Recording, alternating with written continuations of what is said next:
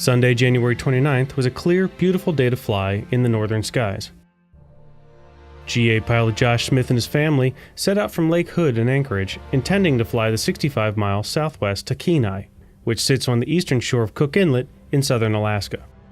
But when Smith's Cessna 180 did not arrive at Kenai Municipal Airport on schedule, a concerned family member contacted the FAA's Kenai Flight Service Station.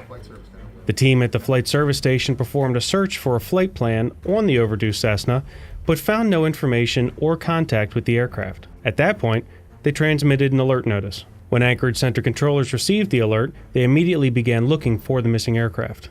At the time, we did not know that the aircraft did not have a transponder. So the initial search was for an aircraft that had a transponder, which got the search headed down towards Kenai, which was the pilot's original destination. Primarily, the search was centered in this area, south of Anchorage, which is the typical route. But when the team received new information about the Cessna 180, including that it did not have a transponder and the original departure time was inaccurate, that in turn meant that the search area was incorrect. They knew it was time to think outside the box for innovative ways to locate Smith and his family. The team began reviewing records on Falcon, an application that produces a graphical replay of air traffic. Quality control specialist Scott Estep found a possible target on one of the replays and tracked it until it descended below radar coverage. Scott determined that we had a primary track that did not go towards Kenai, that instead headed across Cook Inlet and to the west. That was not within the search grid they were looking at the time. As Scott was tracking the target, he noticed another aircraft in its vicinity.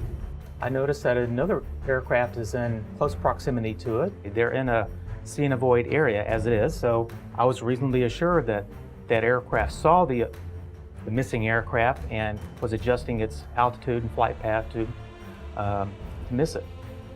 Estep recognized the beacon code of the other aircraft as a Spurnack Airways plane he had frequently controlled in the past. Scott quickly called Spurnack Airways to get in touch with the pilot, who said he remembered seeing a Cessna 180 during his flight and recognized part of the call sign. He also mentioned that the Cessna pilot was overheard on a common radio frequency stating that he was headed up to the pass, indicating Merrill Pass, which was not far from the area of the sighting, but was over 100 miles away from the pilot's intended destination of Kenai. We're actually pretty sure this is the aircraft, and this is where I turned the information over to our technical operations guys because I had lost radar with them. And then that's where they picked up the trail and were able to follow it up to the mouth of Merrill Pass. The radar technicians began reviewing raw radar data using the Enhanced Radar Intelligence tool, looking for discarded targets that do not appear on controller scopes. They eventually narrowed their search to a non-transponder equipped, primary radar-only aircraft which departed to the north, then traveled west across Cook Inlet and away from their planned route. The Anchorage Center team relayed the plane's last known coordinates to Alaska's Rescue Coordination Center. With a severe winter storm approaching the area, a Coast Guard helicopter set out and located the missing plane not far from the coordinates that Anchorage Center had provided. The plane had flipped after an attempted landing on an abandoned snow-covered airstrip. The reason our search and rescue, I think, in Alaska works very well is because every single part of the system, from flight service, tech ops, air traffic in the terminal, the tower, the approach control, and in the en route facilities, the Rescue Coordination Center in Alaska, all of us work very solidly together as a team. And that team's collaboration, hard work, and innovation saved the lives of a young pilot, his father-in-law, and his 12-year-old daughter.